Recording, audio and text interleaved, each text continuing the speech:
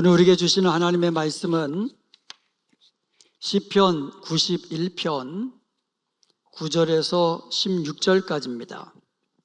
시편 91편 9절부터 함께 봉독합니다. 뇌가 말하기를 여호와는 나의 피난처시라 하고 지존자를 너희의 거처로 삼았으므로 화가 내게 미치지 못하며 재앙이 내 장막에 가까이 오지 못하리니 그가 너를 위하여 그의 천사들을 명령하사 내 모든 길에서 너를 지키게 하심이라. 그들이 그들의 손으로 너를 붙들어 발이 돌에 부딪히지 아니하게 하리로다. 내가 사자와 독사를 밟으며 젊은 사자와 뱀을 발로 누르리로다. 하나님이 이르시되 그가 나를 사랑한즉 내가 그를 건지리라. 그가 내 이름을 안즉 내가 그를 높이리라. 그가 내게 간구하리니 내가 그에게 응답하리라. 그들이 환난당할 때에 내가 그와 함께하여 그를 건지고 영화롭게 하리라. 내가 그를 장수하게 함으로 그를 만족하게 하며 나의 구원을 그에게 보이리라 하시도다. 아멘.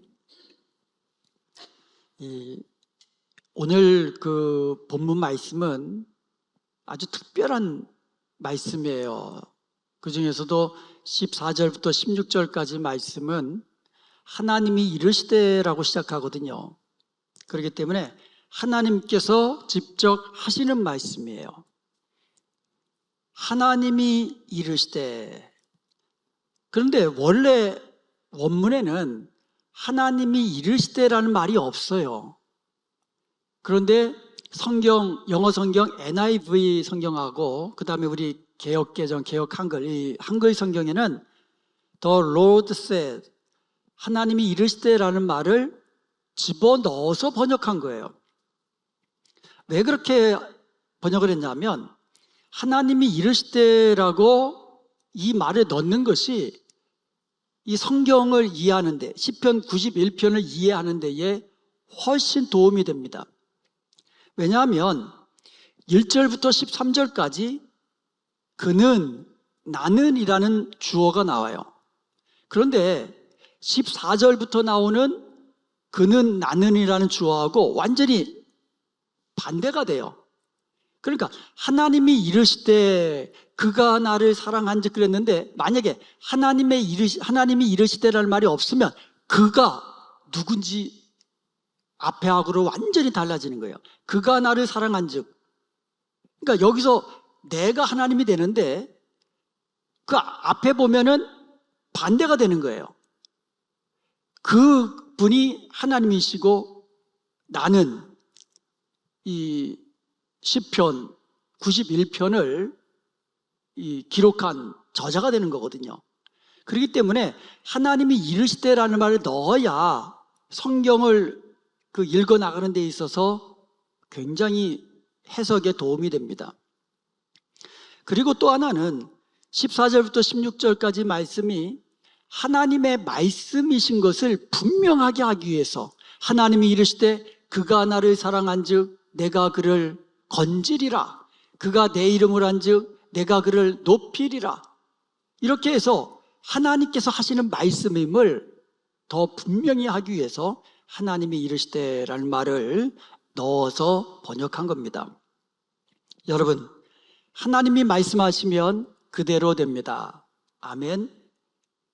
창조주 하나님, 전능하신 하나님, 구원주 하나님, 그 하나님은 말씀하신 것을 반드시 이루시는 신실하신 하나님이세요.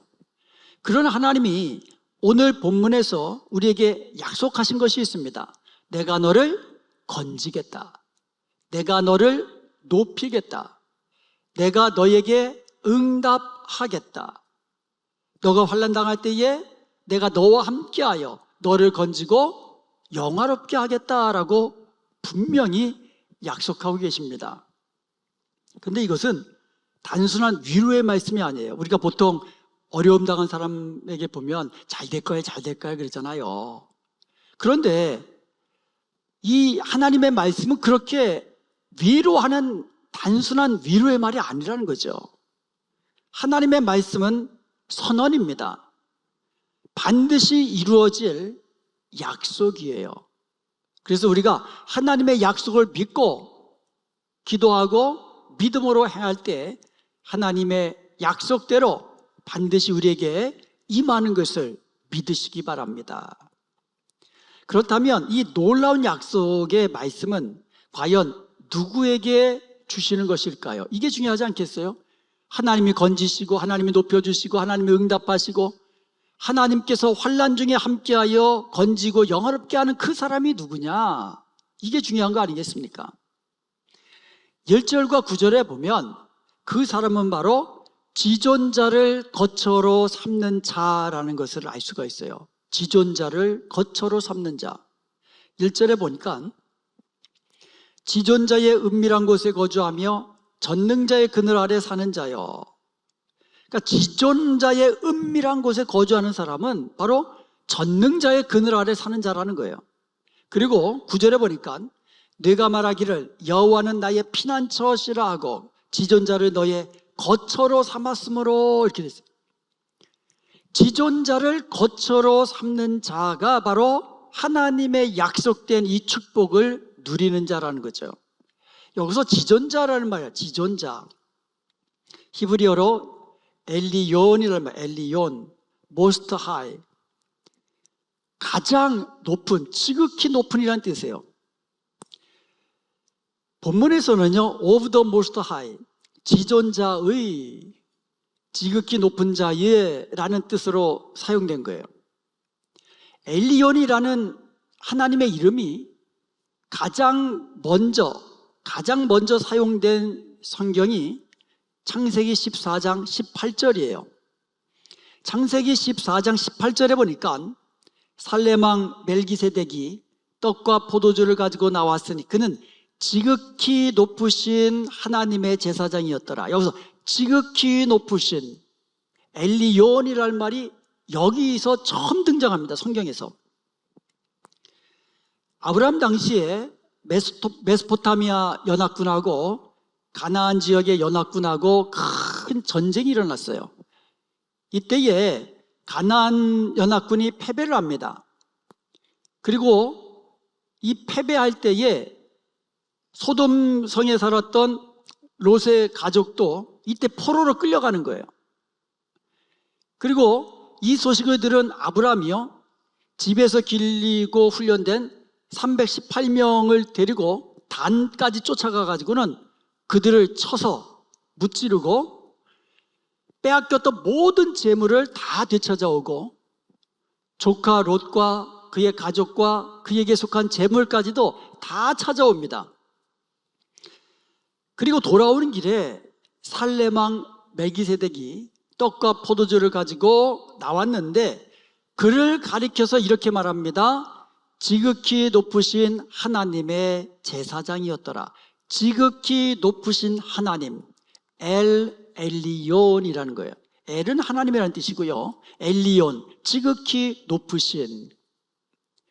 이 말은 창세기 14장 18절뿐만 아니고요, 19절, 20절, 22절에서 계속 반복적으로 사용되고 있어요. 지극히 높으신 하나님이라는 이 단어가. 엘리온은 바로 지극히 높으신 하나님의 이름이에요. 그러니까 하나님을 우리가 지칭하는 이름들이 많이 있거든요. 성경에 보면. 그 중에서도 지극히 높으신이라는 말, 엘리온이라는 말이 바로 지극히 높으신 하나님, 그 이름이 엘리온이었다라는 거죠. 자, 그러면 거처라는 말은 무슨 뜻이냐면 은밀한 곳이라는 뜻이에요. 하이딩 플레이스, 숨는 곳이에요. 숨는 곳. 그리고 시크릿 플레이스, 남들이 잘 알지 못하는 비밀 장소, 이게 거처입니다. 그러니까 지극히 높으신 하나님이 거하시는 곳, 그것도 은밀하게 거하시는 곳, 그러니까 아무나 찾아갈 수 없는 길이라는 거예요. 마치 지성소처럼. 지성소가 하나님의 임재 안에 있는 그런 이 성막 안에 가장 깊은 곳에 있는 그런 곳 아닙니까? 홀리 오브 더 홀리 플레이스가 지성소 아닙니까? 그것처럼 하나님이 거하시는 아주 은밀한 곳, 비밀스러운 곳, 이런 것이 하나님의 거처입니다. 그러면 지존자를 거처로 삼는 자라고 했는데, 삼다라는 말, 히브리어로 야샤브라고 하는데요, 이 말은 dwell, remain 이라는 뜻이에요. 거하다, 머물다라는 뜻이에요. 그러니까 하나님 지존자를 거처로 삼는 자가 무슨 뜻이냐? 지존자가 거하는 곳이 있잖아요. 지존자의 거처 안에서 머무는 자, 사는 자, 이것을 의미하는 거예요. 그러니까 지존자를 거처로 삼다는 말은 지존자의 거처에 거하는 자라는 거예요. 그러니까 하나님이 계시는 곳이 있는데 그 안에 살고 있는 자, 그 안에 머물러고 있는 자가 바로 지존자의 거처, 지존자를 거처로 삼는 자라는 뜻이에요. 그것도요, 잠깐 방문하는 게 아니에요. 왔다 갔다 하는 것도 아니에요. 지속적으로 지존자의 거처에 계속해서 머무르며 사는 자가, 거하는 자가 바로 지존자를 거처로 삼는 자라는 뜻입니다. 여러분, 왜 우리가 하나님을 거처로 삼아야 할까요? 왜 우리가 지존자 하나님, 가장 높으신 하나님의 거처에 우리가 머물러 거주해야 할까요? 그 이유는 분명합니다. 이 세상에는 어디에든 안전한 곳이 없기 때문에 그래요. 이 땅에 사는 인생들은요, 언제 어디서 어떠한 죽음을 당할지 아무도 모릅니다.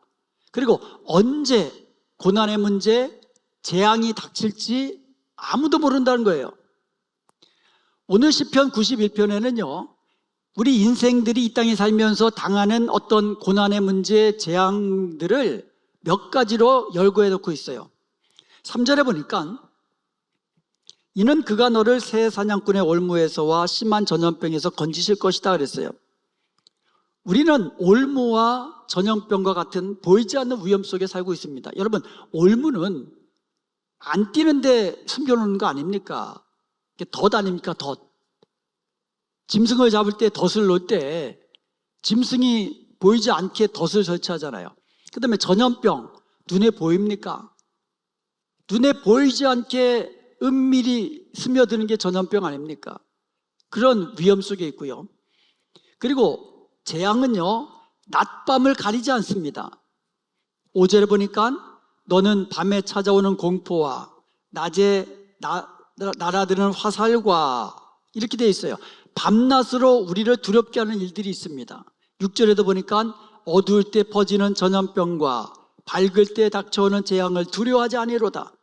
그러니까 이 어두울 때 밝을 때 낮밤 가리지 않고 재앙이 찾아오고 고난이 찾아오고 전염병과 같은 이와 같은 이 일들 병들이 찾아오고, 그러니까 눈 뜨고도 당하고, 그리고 자면서도 아무 대책도 없이 속수무책으로 당하는 이러한 일들이 이 세상에는 얼마나 많은지 모릅니다. 거기다가 7절에 보니까 1000명이 내 왼쪽에서 10,000명이 내 오른쪽에서 엎드려지나 이 재앙이 내게 가까이 하지 못하리라. 그러니까 재앙이 임하는데 1000명이 죽고 10,000명이 죽고, 그러니까 수많은 사람들이 내 주위에서 막 죽어나가는 거예요. 집단적인 이와 같은 재앙도 찾아온다라는 거죠. 오늘날 뭐 요새는 무슨 사건이 일어났다 그러면 그냥 많은 사람들이 죽어나가잖아요. 전쟁과 질병, 경제적인 어려움, 그리고 관계가 깨지고 붕괴된 이 세상에 안전한 곳은 어디에도 없다라는 겁니다. 이런 인생길에서 지존하신 하나님의 은밀한 곳, 지존하신 하나님의 거하시는 그곳에 같이 거하는 자는 전능자의 그늘 아래서 안전함을 누린다고 말씀하고 있는 겁니다. 4절에 보니까 그가 너를 그의 기초로 덮으시리니, 이렇게 그러니까 어미새가 그 새끼를 이렇게 딱 이렇게 덮고 있는 그런 모습이잖아요. 그래서 내가 그의 날개 아래 피하리로다. 10절에도 보면 화가 내게 미치지 못하며 재앙이 내 장막에 가까이 하지 못하리라 말씀하고 있어요. 그러니까 지존자를 거처로 삼고 지존자의 거처에 거하는 자는 하나님이 날개 깃으로 딱 덮고 계시기 때문에 재앙이 가까이 오지 못한다고 말씀하고 있는 거예요. 새끼를 보호하기 위하여 날개로 덮는 어미새처럼 전능하신 하나님, 지존하신 하나님, 그 하나님께서 자기 그늘 아래 피하는 자를 보호해 주신다고 말씀하고 있는 겁니다. 다윗도 이것을 노래하고 있어요. 시편 17편 8절에 보면 나를 눈동자같이 지키시고 주의 날개 그늘 아래에 감추사 그랬어요. 그러니까 주님의 날개 그늘 아래가 바로 가장 안전한 곳이에요. 시편 57편 1절에도 보면 하나님이여 내게 은혜를 베푸소서, 내게 은혜를 베푸소서. 내 영혼이 주께로 피하되 주의 날개 그늘 아래에서 이 재앙들이 지나기까지 피하리이다 라고 말하고 있어요. 그러니까 재앙이 올 때에 하나님의 날개 그늘, 지존자를 거처로 삼고 그 안으로 피하여 들어간다라고 고백하고 있는 거예요. 여기서 피하다라는 말, 히브리어로 하사라고 하는데요, 숨다, 의지하다, 그리고 맡기다라는 뜻이 있어요. 그러니까 하나님께로 피한다라는 말은 단지 그냥 물리적으로 하나님께로 도망쳐 들어간다는 의미만 있는 것이 아니라 하나님을 의지하고 하나님께 맡긴다라는 의미를 가지고 있는 거예요. 이렇게 지존하신 하나님의 거처 안에 거하는 자는 안전함과 구원과 승리를 누린다고 말씀하고 있는 겁니다. 자, 그렇다면 지존자를 거처로 삼는 자가 이처럼 하나님의 보호 속에서 안전함을 누리는데, 그렇다면 지존자를 거처로 삼는 자는 구체적으로 어떤 사람을 말하는 것일까요? 우리가 보통 하나님 안에 거한다라는 의미들 그렇게 이야기하잖아요. 하나님의 날개 그늘 아래 피한다, 지존자의 거처에 거주한다, 머무른다라고 거한다라는 말을 하는데 그런 사람이 누구냐 이거예요. 자, 14절에 보니까 하나님이 이르시되 그가 나를 사랑한즉 내가 그를 건지리라, 그가 내 이름을 한즉 내가 그를 높이리라 말씀하고 있어요. 결국은 지존자를 거처로 삼는 자가 그라는 말이거든요. 그가 나를 사랑한즉 결국은 하나님을 사랑하는 자라는 거예요. 하나님을 사랑하는 자가 바로 하나님의 말씀에 순종하고 결국 하나님 안에 거하는 자가 바로 하나님을 사랑한다는 뜻이에요. 그리고 하나님의 이름을 아는 자라고 말하고 있어요. 여기서 안다라는 말은 경험으로 알고 인격적으로 안다는 뜻이잖아요. 그러니까 하나님의 은혜와 능력을 경험함으로 아는 자, 이런 자가 바로 하나님의 거처에 거하는 자가 될 수 있는 거예요. 그리고 환난 중에 지존하신 하나님께 간구하고, 그래서 하나님께서 그와 함께하여 그를 건지고 영화롭게 하는 자가 바로 하나님을 거처로 삼는 자라는 거죠. 그러므로 어려움 겪을 때에, 환난 중에, 고난 중에, 재앙이 찾아올 때에 하나님께 간구해서 하나님의 응답을 받는 자라는 거죠. 그런데 하나님은 응답해 주실 뿐만 아니라 건지시고 영화롭게 해주신다고 말씀하고 있는 겁니다. 여러분, 그러므로 하나님을 거처로 삼으십시오. 하나님의 임재 안에 거하십시오. 예수님께서도 말씀하셨습니다. 내 안에 거하라. 여기서 거하다라는 말이 그 헬라어로 메노라고 하는데요, 이게 바로 머물다, 거주하다 그런 뜻이거든요. 이게 어떻게 보면 이 하나님을 거처로 삼다라는 말하고 예수님 안에 거한다라는 말하고 어떻게 보면 같은 의미를 가지고 있어요. 그래서 예수님 말씀하셨어요. 너희가 내 안에 거하면 너희가 열매를 많이 맺는다고 말씀하고 있어요. 그런데 만일 너희가 내 안에 거하지 않으면 너희는 아무것도 못한다고 말씀하고 있어요. 이것을 뒤집어 말하면 뭐예요? 너희가 내 안에 거하면 너희들은 모든 것을 할 수 있다는 뜻 아닙니까? 너희가 내 안에 있지 아니하면 아무것도 못한다. 열매를 맺지 못한다. 그러나 내 안에 거하면 많은 열매를 맺고 하나님을 기쁘게 하며 모든 것을 할 수 있는 자가 된다고 말씀하고 있는 거예요. 왜냐하면 예수님의 능력으로, 예수님의 권능으로 우리는 모든 일을 행할 수 있기 때문인 것입니다.